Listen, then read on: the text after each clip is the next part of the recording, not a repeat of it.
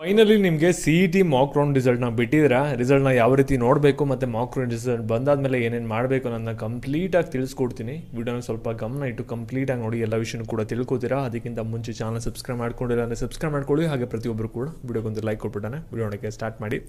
ಇಲ್ಲಿ ನೀವು ರಿಸಲ್ಟ್ನ ಎರಡು ಮೆಥಡಲ್ಲಿ ನೋಡ್ಬೋದು. ಒಂದು ನೀವೇನು ಮಾಡಬೇಕಾಗುತ್ತೆ ಅಂದರೆ ಕೆ ಅಂತ ಸರ್ಚ್ ಮಾಡಿ ಫಸ್ಟ್ ಲಿಂಕ್ ಮೇಲೆ ಕ್ಲಿಕ್ ಮಾಡ್ತೀರಾ. ಕ್ಲಿಕ್ ಮಾಡೋದು ನಿಮ್ಗೆ ಏನಾಗುತ್ತೆ ಅಂದರೆ ಕೆ ವೆಬ್ಸೈಟ್ ಓಪನ್ ಆಗುತ್ತೆ. ಇಲ್ಲಿ ಮೊಬೈಲಲ್ಲಿ ನೋಡ್ತಾರೆ, ಇಲ್ಲಿ ಮೆನು ಬಟನ್ ಇರುತ್ತೆ, ಅದ್ರ ಮೇಲೆ ಕ್ಲಿಕ್ ಮಾಡಿ ಅಡ್ಮಿಷನ್ ಟ್ಯಾಬ್ ಮೇಲೆ ಕ್ಲಿಕ್ ಮಾಡಿ UGC-ET ಟ್ಯಾಬ್ ಮೇಲೆ ಕ್ಲಿಕ್ ಮಾಡಿ ಫಸ್ಟ್ ಲಿಂಕ್ ಬಂದಿರುತ್ತೆ. ಈ ಒಂದು ಲಿಂಕ್ ಮೇಲೆ ಕ್ಲಿಕ್ ಮಾಡಿಕೊಂಡು ಇಲ್ಲಿ ನಿಮ್ಮ CET ನಂಬರ್ ಇರುತ್ತೆ, ಅದನ್ನ ಹಾಕಿ. ಈ ಒಂದು CET ನಂಬರ್ ಎಲ್ಲಿರುತ್ತೆ ಅಂದರೆ ನಿಮ್ಮ ವೆರಿಫಿಕೇಷನ್ ಸ್ಲಿಪ್ಪಲ್ಲಿ ಲಾಸ್ಟಲ್ಲಿ ಇರುತ್ತೆ CET ನಂಬರ್ ಅಂತ. ಆ ಒಂದು CET ನಂಬರ್ ಹಾಕಬೇಕು. CET ಆಲ್ ಟಿಕೆಟಲ್ಲಿ ಇರೋದಲ್ಲ, ಸಬ್ಮಿಟ್ ಅಂತ ಕೊಟ್ಟಿದ ತಕ್ಷಣ ಏನಾಗುತ್ತೆ ಅಂದರೆ ನಿಮಗೆ ರಿಸಲ್ಟ್ ಪೇಜ್ ಬಂದ್ಬಿಟ್ಟು ಈ ರೀತಿ ಬರುತ್ತೆ. ಸರಿನಾ? ನೀವು ಈಸಿಯಾಗಿ ಚೆಕ್ ಮಾಡಬೇಕಂದ್ರೆ KCET NEET ಟೆಲಿಗ್ರಾಮ್ ಅಂತ ಸರ್ಚ್ ಮಾಡಿ. KCET NEET 2024 ಟೆಲಿಗ್ರಾಮ್ ಅಂತ ಫಸ್ಟ್ ಲಿಂಕ್ ಬರುತ್ತೆ, ಇದ್ರ ಮೇಲೆ ಕ್ಲಿಕ್ ಮಾಡ್ಕೊಳ್ಳಿ. ಈ ಒಂದು ಚಾನಲಲ್ಲಿ ಆಗಲೇ ಲಿಂಕ್ನ ಕೊಟ್ಟಿದ್ದೀವಿ, ಡೈರೆಕ್ಟ್ ಲಿಂಕ್ನ, ಬೇಕಂದರೆ ಹೋಗಿ ಚೆಕ್ ಮಾಡ್ಕೊಳ್ಳಿ. ಸರಿನಾ? ಇವಾಗ ನಾವು ಮೇಯ್ನ್ ವಿಡಿಯೋ ಬಗ್ಗೆ ಬರೋಣ. ಏನಂದರೆ ರಿಸಲ್ಟ್ ಏನೋ ಕೊನೆಗೂ ಕೂಡ ಬಂತು ಮಾಕ್ ರೌಂಡ್ದು, ಮುಂದೆ ಏನು ಮಾಡಬೇಕು ಅಂತ ಕಾಮನ್ನಾಗಿ ಡೌಟ್ ಇದ್ದೇ ಇರುತ್ತೆ. ಅದಕ್ಕೋಸ್ಕರ ಸ್ವಲ್ಪ ಗಮನ ಇಟ್ಟು ಕೇಳಿಸ್ಕೊಳ್ಳಿ. ಇಲ್ಲಿ ರಿಸಲ್ಟ್ ಶೀಟ್ ಬಂದ್ಬಿಟ್ಟು ಈ ರೀತಿ ಇರುತ್ತೆ, ಓಕೆನಾ? ಇಲ್ಲಿ ನಿಮ್ಮ CET ನಂಬರು, ಇಲ್ಲಿ ನಿಮ್ಮ ನೇಮು ಮತ್ತು ನಿಮ್ಮದು ಕ್ಯಾಟಗರಿ ಏನು ಕ್ಲೈಮ್ ಮಾಡಿರ್ತೀರ ಆ ವೆರಿಫಿಕೇಷನ್ ಸ್ಲಿಪ್ಪಲ್ಲಿ ಅದಿರುತ್ತೆ. ಸರಿನಾ? ಮತ್ತು ನಿಮ್ಮದು ರ್ಯಾಂಕಿಂಗು ಎಲ್ಲ ಕೋರ್ಸಸ್ದು ಕೂಡ ಇಲ್ಲಿ ಬಂದಿರುತ್ತೆ, ಇನ್ನು ನೋಡ್ಕೋಬೋದಾಗಿರುತ್ತೆ. ಸರಿನಾ? ಮತ್ತು ಇಲ್ಲಿ ನಿಮಗೆ ಯಾವೊಂದು ಕೋರ್ಸ್ ಅಲಾಟ್ ಆಗಿದೆ ಅನ್ನೋದು ಇಲ್ಲಿ ಡಿಸಿಪ್ಲಿನ್ ಅಂತ ಇದೆಯಲ್ಲ ಇಲ್ಲಿರುತ್ತೆ. ಈ ಒಂದು ಕೋರ್ಸ್ ನಿಮಗೆ ಆಪ್ಷನ್ ಎಂಟ್ರಿ ನೀವು ಕೊಟ್ಟಿರೋ ಪ್ರಕಾರ ಇಲ್ಲಿ ಅಲಾಟ್ ಆಗಿರುತ್ತೆ. ಇಲ್ಲಿ ಕಾಲೇಜ್ ಅಲಾಟ್ ಆಗಿರೋದು ಇಲ್ಲಿರುತ್ತೆ. ಸರಿನಾ? ನಿಮಗೆ ಯಾವೊಂದು ಕೋರ್ಸ್ ಅಲಾಟ್ ಆಗಿದೆ ಅನ್ನೋದು ಕೂಡ ಇಲ್ಲೇ ಇರುತ್ತೆ. ಅಂದರೆ ಇಲ್ಲಿ ಡಿಸಿಪ್ಲಿನ್ ಎಕ್ಸಾಂಪಲ್ ಏನಾದರೂ ಇಂಜಿನಿಯರಿಂಗ್ ಇತ್ತು ಅಂದರೆ ಇಂಜಿನಿಯರಿಂಗಲ್ಲಿ ಯಾವೊಂದು ಬ್ರಾಂಚ್ ಅಲಾಟ್ ಆಗಿದೆ ಅನ್ನೋದು ಈ ಒಂದು ಕೋರ್ಸ್ ಅಲಾಟ್ ಅಲ್ಲಿ ಇರುತ್ತೆ. ಮೆಕ್ಯಾನಿಕಲ್ಲ, ಸಿವಿಲ್ಲ, CS ಅನ್ನೋದು. ಮತ್ತು ಇಲ್ಲಿ ಮೇಯ್ನಾಗಿ ಎಲ್ಲರಿಗೂ ಕೂಡ ಡೌಟ್ ಬರೋದು ಜನರಲ್ ಮೆರಿಟಲ್ಲಿ ಯಾಕೆ ಸೀಟ್ ಅಲಾಟ್ಮೆಂಟ್ ಆಗಿದೆ, ಒಂದು ಕ್ಯಾಟಗರಿ ಬಂದ್ಬಿಟ್ಟು 3B ಅಂತ. ಇಲ್ಲಿ ಸಾಫ್ಟ್ವೇರ್ ಚೆಕ್ ಮಾಡೋದೇ ಏನಂದರೆ ಜನರಲ್ ಮೆರಿಟ್ ಕ್ಯಾಟಗರಿಯಿಂದ.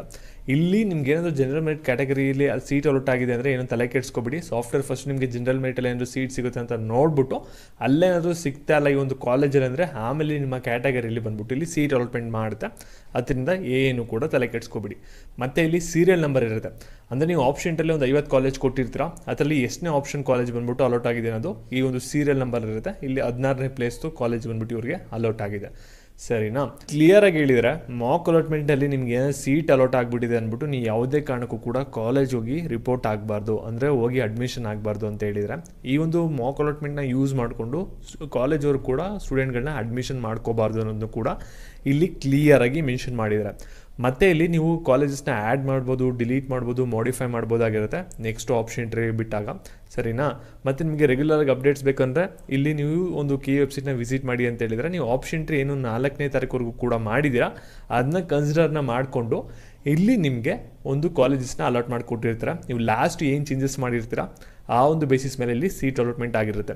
ಮತ್ತು ಇಲ್ಲಿ ಏನಂದರೆ ನಿಮಗೆ ಮಾಕ್ ರೌಂಡ್ ಆದಮೇಲೆ ಇವಾಗ ಸೆಕೆಂಡ್ ಮಾಕ್ ರೌಂಡು ಕೂಡ ಇರುತ್ತೆ. ಅಂದರೆ ಇಲ್ಲಿ ನೀಟ್ ಆಪ್ಷನ್ ಎಂಟ್ರಿಗೆ ಚಾನ್ಸಸ್ನ ಕೊಡ್ತಾರಲ್ಲ, ಆ ಒಂದು ಸಂದರ್ಭದಲ್ಲಿ ನೀವು CET ಸ್ಟೂಡೆಂಟ್ಸು ಕೂಡ ಆಪ್ಷನ್ ಎಂಟ್ರಿನ ಮಾಡ್ಬೋದಾಗಿರುತ್ತೆ. ಅದು ಕೂಡ ಸೆಕೆಂಡ್ ಮಾಕ್ ರೌಂಡ್ ಆಗಿರುತ್ತೆ, ಅದು ಫಸ್ಟ್ ರೌಂಡ್ ಆಪ್ಷನ್ ಎಂಟ್ರಿ ಆಗಿರಲ್ಲ. ಸೆಕೆಂಡ್ ರೌಂಡ್ ಮಾಕ್ ರೌಂಡಲ್ಲೂ ಕೂಡ ನಿಮಗೆ ಕಾಲೇಜ್ ಅಲಾಟ್ ಆಯಿತು ಅಂದರೂ ಕೂಡ ಅದು ರಿಯಲ್ ಅಲಾಟ್ಮೆಂಟ್ ಆಗಿರಲ್ಲ, ಅದು ಕೂಡ ಸೆಕೆಂಡ್ ಟ್ರಯಲ್ ರೌಂಡ್ ಆಗಿರುತ್ತೆ. First round option entry link ಅಂತ ತಿರ್ಗಿ ಆಕ್ಟಿವೇಟ್ ಮಾಡ್ತಾರೆ ಸೆಕೆಂಡ್ ಮಾಕ್ ರೌಂಡ್ ಅನೌನ್ಸ್ ಆದಮೇಲೆ, ಆವಾಗ ನಿಮಗೆ ರಿಯಲ್ ಅಲಾಟ್ಮೆಂಟ್ ಆಗುತ್ತೆ ಫಸ್ಟ್ ರೌಂಡ್ ರಿಸಲ್ಟ್ ಬಂದಾದಮೇಲೆ.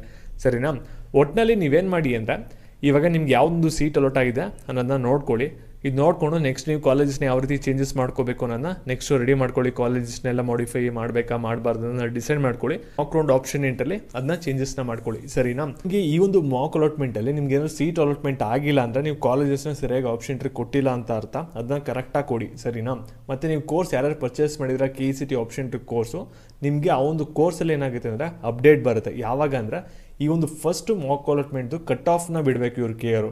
ಅದು ಬಿಟ್ಟಿದ ತಕ್ಷಣ ಅದನ್ನ ಅನಾಲಿಸಿಸ್ನ ಮಾಡಿ ನೀವು ಕಾಲೇಜ್ನ ಯಾವ ರೀತಿ ಮಾಡಿಫೈ ಮಾಡ್ಬೋದು, ರೀಅರೇಂಜ್ ಮಾಡ್ಬೋದು ಅನ್ನೋದನ್ನ ನಿಮಗೆ ಅಲ್ಲಿ ಕೋರ್ಸಲ್ಲಿ ಅಪ್ಡೇಟ್ ಬರುತ್ತೆ. ಚೆಕ್ ಮಾಡ್ಕೊಳ್ಳಿ ಕೋರ್ಸ್ ಪರ್ಚೇಸ್ ಮಾಡಿರೋರು. ಮತ್ತು ಇದೇ ರೀತಿ ಅಪ್ಡೇಟ್ಸ್ಗಾಗಿ ಚಾನಲ್ ಸಬ್ಸ್ಕ್ರೈಬ್ ಮಾಡಿಕೊಂಡು ಹಾಗೆ ವಿಡಿಯೋನ ಎಲ್ಲರಿಗೂ ಕೂಡ ಶೇರ್ ಮಾಡಿ. Thank you.